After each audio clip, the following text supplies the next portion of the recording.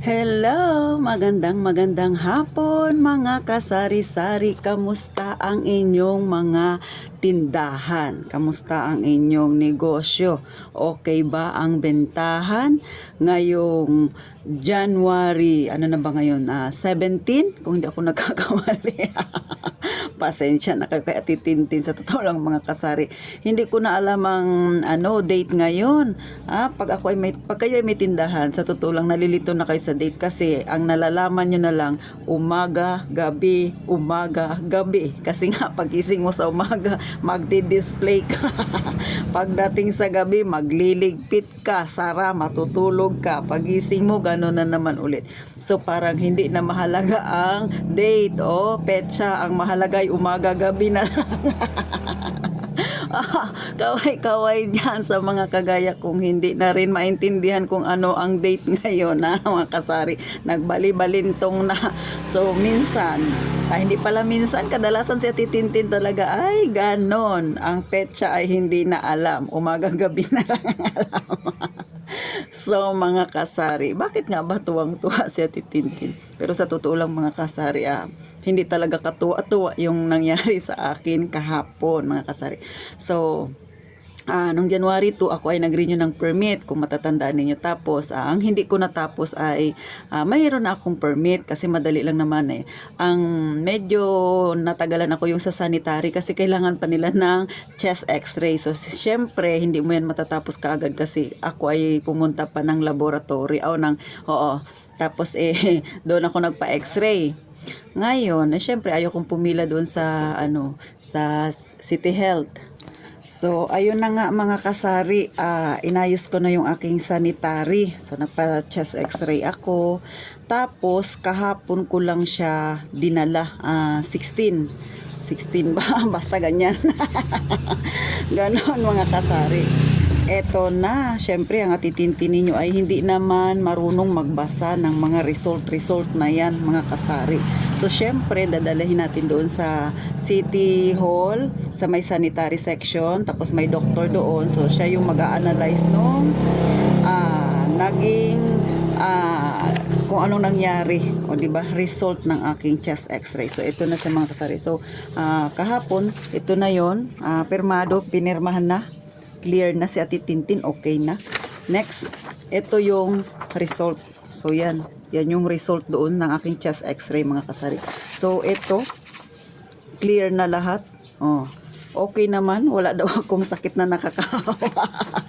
Syempre malusog ang Ate Tintin ninyo kasi nga wala naman akong bisyo, di ba? Alam niyo naman yung bisyo ni Ate Tintin, ang bumili ng gold na alahas, di ba? Kahit hirap-hirap mag-ipon. So eto na nga mga kasari, kung nakikita nyo masaya ako pero hindi talaga masaya ang result ng aking chest x-ray mga kasari kasi ang sabi ng doktor, sana hindi ko na lang tinanong mga kasari. Sabi, ito kasi si Ate Tintin pabida-bida kasi ako doon kahapon. Gawa nang nag-brand out. Ay di wala namang ibang nagpapapirma kay doktor. So wala namang ginagawa si doktor. So ako nakichismis ako kay doktor. Sabi ko kay doktor, Dok, kamusta ba kako ang chest x-ray ko? Kamusta yung result? Hindi naman sasabihin sana yun ng doktor kasi ang chine-check lang naman nila yan kung ikaw ay may sakit na nakakahawa. So ganon. Di ito na ngayon, nag-open na si doktor, gusto mo malaman? Sabi niya ganun sa akin. Sabi ko, opo, ano ba ang result? Sabi niya, tinanong na kung may lahi kaming high blood. Kwento ko lahat. Eto na ang pagsisisi ko dahil nagmarites ako. Sabi ni doktor, kailangan mong magbawas ng timbang. Nalula ang Ate Tintin ninyo. Kaya yun magbawas ng timbang. Ang tagal-tagal ko na nga nagdadahit. Hindi pa rin ako napayat. Pero sa totoo lang mga kasari, hindi naman kailangang malaki yung aking ibawas kasi hindi naman ako sobrang lusog. Kaya lang sa pagkain ako'y mag-iingat na dahil yung pinakamalaking ugat daw na konekta sa aking puso yun daw po ay medyo may nakakabit ng kolesterol. Mga kasari, sa totoo lang, na start nung 2023, nung pagpasok ng taong 2023, ang atitintin ninyo ay bihira nang kumain ng pork. Mas swerte na siguro sa isang buwan makakain ako, kasi sabi ko, kasi nung mga nakaraan talaga grabe yung bigat ko, tapos hinahapo ako. Parang naramdaman ko siya. So nagbawas ako ng pagkain ng karne. So ang kinakain ko na lang ay chicken, yung breast part. So ganun. Tapos may halo laging gulay. Tapos kumakain ako ng kanin. Tuwing tanghali na lang mga kasari. So sa morning nagtitinapay lang ako. Then sa tanghali kakain ako ng kanin, isang cup, minsan 1.5. Then sa gabi hindi na ako kumakain ng kanin. Pero kasi ako yung taong parang foreigner na kaya akong buhayin ng tinapay lang mga kasari. Tapos sa totoo lang, nung ako ay gwardiya pa mga kasari, nabuhay ako sa tinapay at saka pansit canton. So ganun, siguro yun sa mga pinangkakain ko nung mga noon-noon pa, kaya nakuha ko ito. So buti na lang noong 2023 medyo naglaylo ako ng konti, medyo naging healthy lifestyle daw ko no, ang atitintin ninyo. So yun nga, bad news, kasi meron ng yung aking pinakamalaki ugat na konekta sa aking puso ay meron ng na cholesterol. So medyo mataas ang cholesterol ko. So hindi naman ako high blood, kasi nga ang aking dugo ay lagi kong mini-maintain yan. Siguro nasa 90/70, 110/60. So ganyan lang siya mga kasari. Hindi talaga siya sabing tumataas. Kaya lang problema yung cholesterol nga, na hindi naman talaga minsan maiwasan.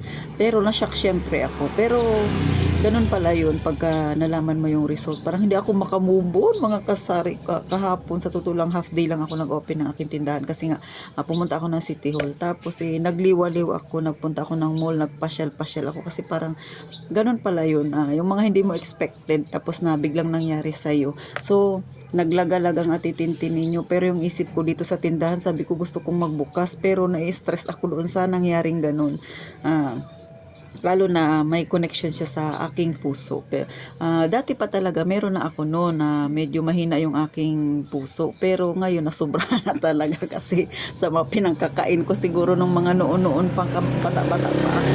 So syempre pagka nagkakaedad ka na, nag-iedad ka na ng 40 patas, diyan na nag-umpisang lumalabas yung mga sakit-sakit. So mahirap siyang tanggapin, kasi magda-diet daw ako. Yun pala yun, magda-diet. Sa mga nanonood sa akin na natutuwa kayo, di ba, kahit na medyo hindi naman kagandahan yung result sa akin, na dinadaan ko siya sa tao. Sa totoo lang, kahapon mga kasari, ang ginawa ko ay gusto ko lang maghanap ng makakausap, kasi nga parang hindi ko siya matanggap. Pero ngayon medyo okay na ako, kaya ang atitintin ninyo, ang agahan ko ngayon ay nilagang kamuting kahoy. So ganun, healthy lifestyle naman na ako ngayon. Pero syempre yung mga naiwang bakas ng mga kabataan ko pa, yan ang naging resulta. Kasi ako'y mahilig kumain ng mga yung trans fat na yan, di ba? Syempre nakukuha yan sa katulad ng mga nilata natin, dilata. Tapos yung saturated fat, isa rin yan. Bagamat yung ating cholesterol ay may good and bad, pero syempre yung bad, yun ang hindi kagandahan, kasi nga nadikit na siya doon sa isa sa mga ugat ko. Delikado yun, kasi papunta ng puso. So ganun, medyo malapit ako doon sa sakit sa puso. Baka iniisip ko, sayang yung SSS ko mga kasari, malaki pa naman yung binabayaran kong monthly, tapos ngayon balak ko pang magtaas. Kung matsugi ako ng maaga, sayang yung SSS ko.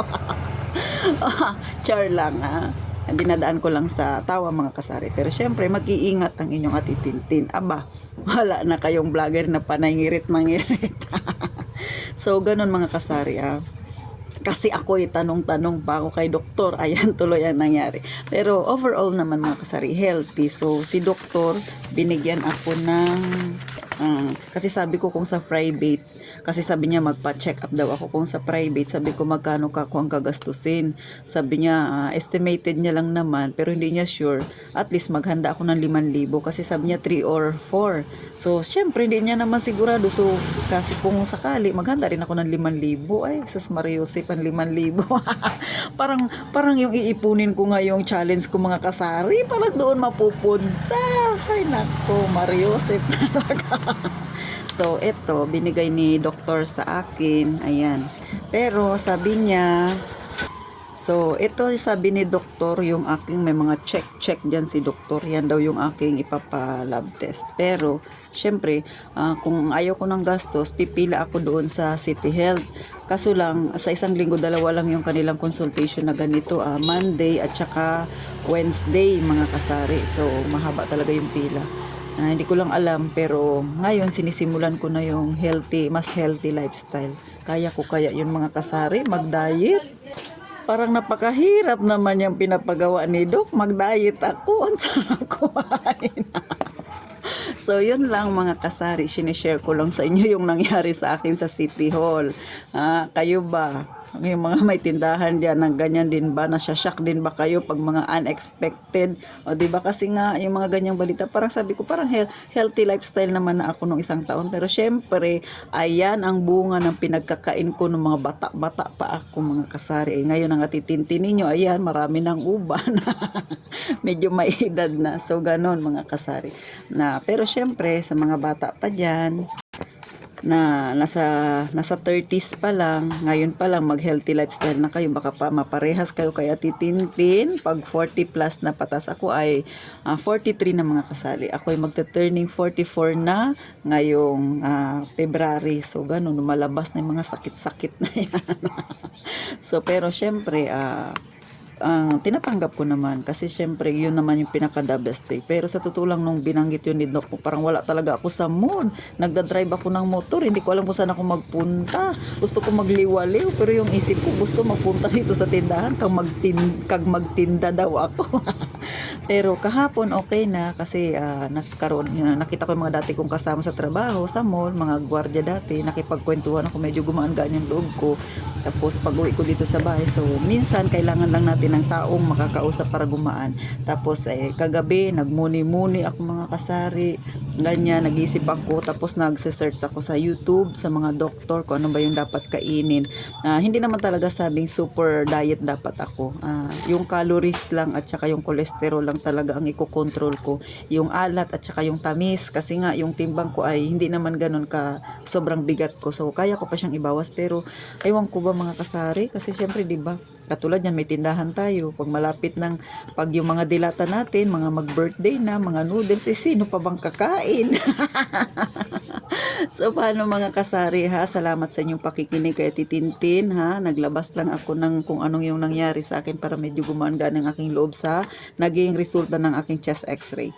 And then, sa mga hindi pa nakasubscribe diyan, pasensya na kayo, hindi na ako ng araw-araw talaga kasi sobrang busy ko sa aking maliit na tindahan. Pero thank you ng marami sa inyo, mga kasari, sa suporta ninyo, sa walang sawang panonood ninyo kay Titintin. Sana sa bawat upload ko may makuha kayong aral, mga kasari, lalo na sa ganito na hindi ko to sinishare kasi nga parang wala lang. Sinishare ko para maging aral na ito sa iba na syempre medyo bata-bata pa kayo, lalo na yung mga late 30s pa lang. Ayusin na yung healthy lifestyle para hindi kayo mabigla gaya ni Ate Tintin, kasi nga syempre at least ako nalaman ko, kaya nga sabi ko yan ang abang ayaw ko, yung magpa-check up, malaman ko yung mga sakit. Pero syempre mainam na rin. Ngayon 'di ba, maagapan natin na hindi pa naman siya sabi talagang masakit, pero papunta siya doon kung hindi nalaman, kung hindi ko babaguhin ang aking healthy lifestyle daw ko, no?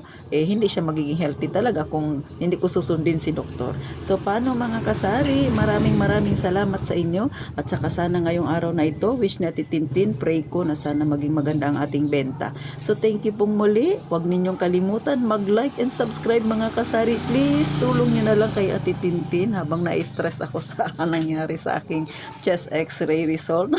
Pero thank you naman kasi yun lang naman yung problema, mataas yung aking cholesterol. Talaga naman, di ba, yung mga taba-taba na yan. So thank you po. Mag-iingat tayong palagi, mga kasari.